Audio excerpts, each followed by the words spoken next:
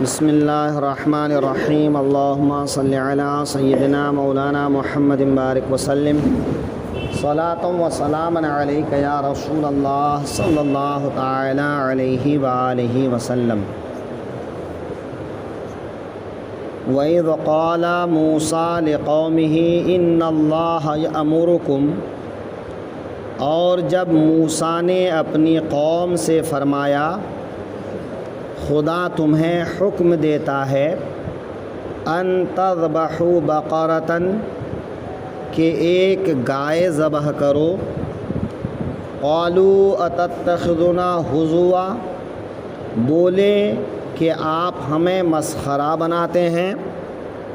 قال اعوذ باللہ، فرمایا خدا کی پناہ، ان اکون من الجاہلین، کہ میں جاہلوں میں سے ہوں۔ سورہ بقرہ کی آیت نمبر 67۔ اللہ تعالیٰ اس آیت میں ایک واقعہ کا ذکر فرما رہا ہے جو بنی اسرائیل کے ساتھ پیش آیا۔ پہلے واقعہ سمجھ لیتے ہیں۔ واقعہ یہ ہے کہ بنی اسرائیل میں موسیٰ علیہ السلام کے زمانے میں ہی ایک آدمی عامیل نام کا جو بڑا مالدار تھا اور لا ولد تھا، تو اس کے چچیرے بھائی نے اس کو قتل کر دیا اس لالچ میں کہ یہ مر جائے تو اس کی ساری دولت مجھے مل جائے۔ ظاہر ہے کہ جب کوئی اولاد نہیں ہے تو اس نے سوچا ساری دولت مجھے مل جائے گی۔ رات کو قتل کیا اور قتل کر کے دوسرے گاؤں کے راستے پر لے جا کے چھوڑ دیا، دوسری بستی کے پاس لے جا کر چھوڑ دیا۔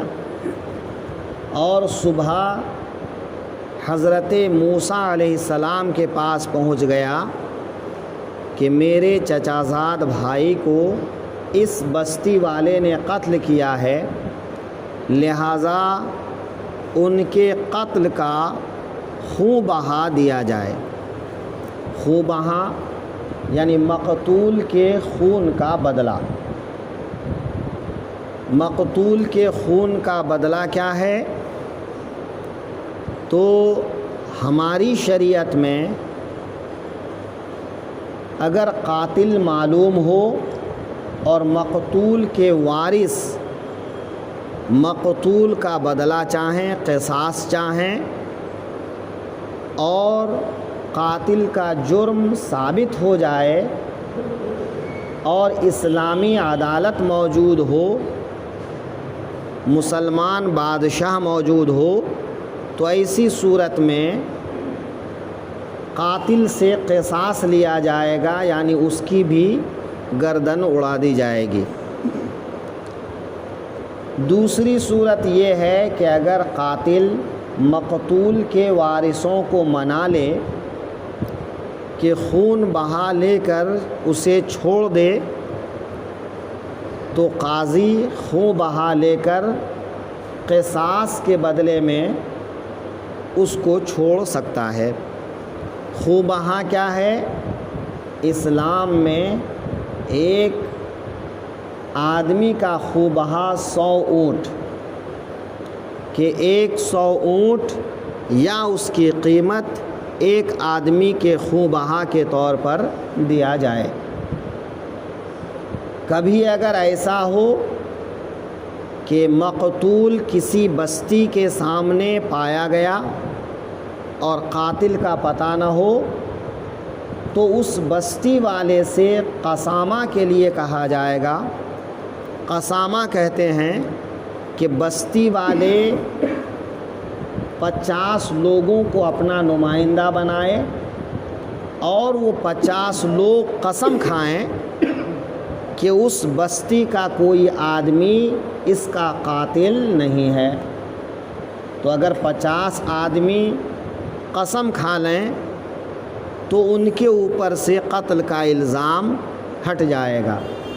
اور اگر وہ قسم نہ کھائیں تو پھر اس بستی والے کو مقتول کا خون بہا دینا ہوگا۔ تو اس وقت جو ہے پتہ نہیں کہ قسامہ کا حکم آ چکا تھا یا نہیں آ چکا تھا، تو اس آدمی کی فریاد پر حضرت موسیٰ علیہ السلام نے اس بستی والے سے کہا کہ تمہارے اوپر جب قتل کا الزام ہے تو تم اس بارے میں کیا کہتے ہو؟ تو چونکہ بنی اسرائیل میں حضرت موسیٰ نبی کی حیثیت سے موجود تھے، تو اس بستی والوں نے کہا کہ ہم میں سے کسی نے قتل نہیں کیا ہے، آپ نبی ہیں، لہٰذا کچھ ایسی تدبیر کریں کہ قاتل ظاہر ہو جائے، قاتل کا پتہ چل جائے کہ قتل کس نے کیا ہے، آپ دعا کر دیں۔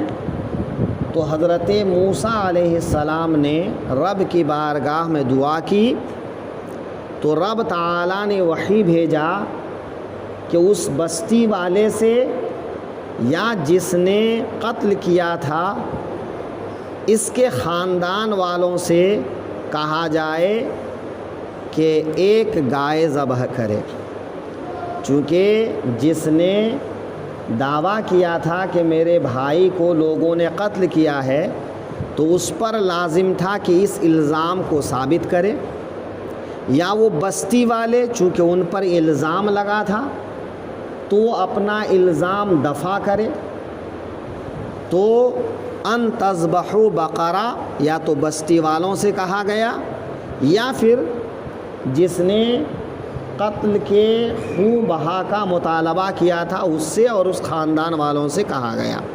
بہرحال ان کو یہ حکم دیا گیا کہ ایک گائے ذبح کرو اور اس گائے کے کسی حصے کو مقتول کے جسم سے لگاؤ، تو مقتول زندہ ہو کر وہ اپنا قاتل کا نام بتا دے گا۔ تو حضرت موسیٰ علیہ السلام نے جب گائے ذبح کرنے کو کہا تو ان کا فرض تھا کہ بلا چونچرا یہ حکم مان لیتے، لیکن بنی اسرائیل کسی بھی حکم کو بلا چونچرا کہاں مانتے۔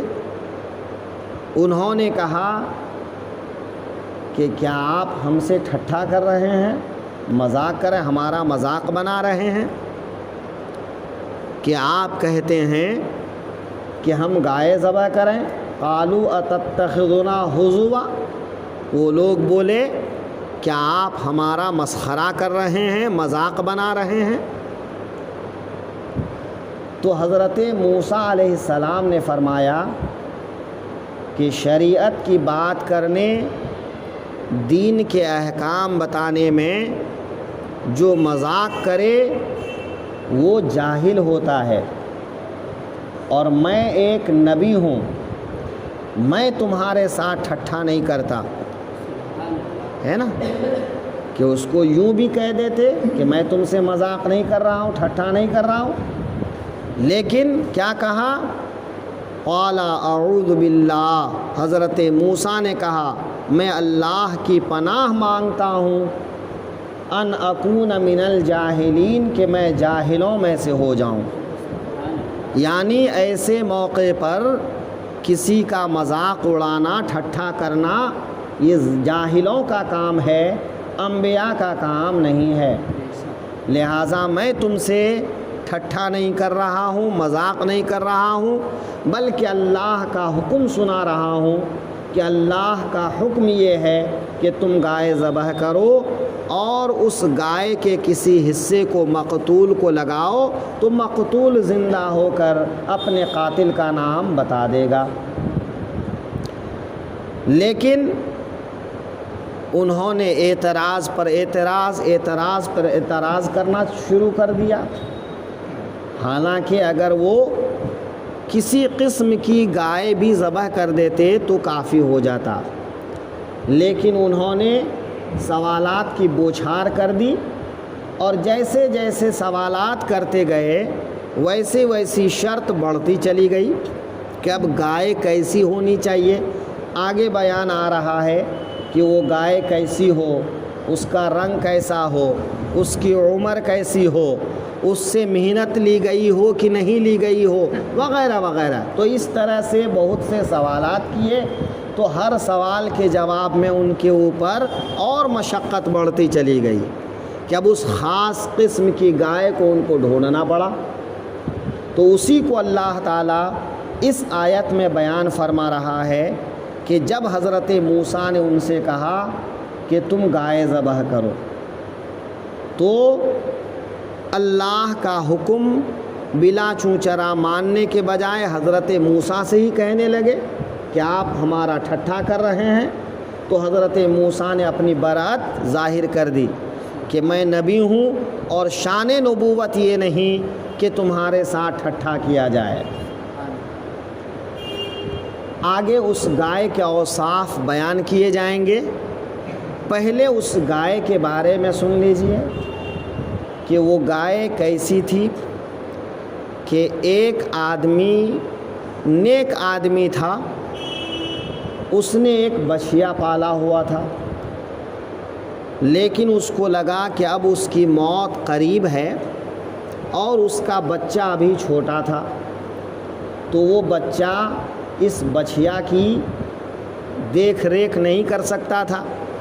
تو بچھیا کو لیا اور جنگل میں لے جا کر چھوڑ دیا اور اللہ تعالیٰ سے دعا کیا، پروردگار یہ بچھیا تیری امانت میں نے دیا، جب میرا بچہ جوان ہوگا تو یہ بچھیا میرے بچے کو واپس مل جائے.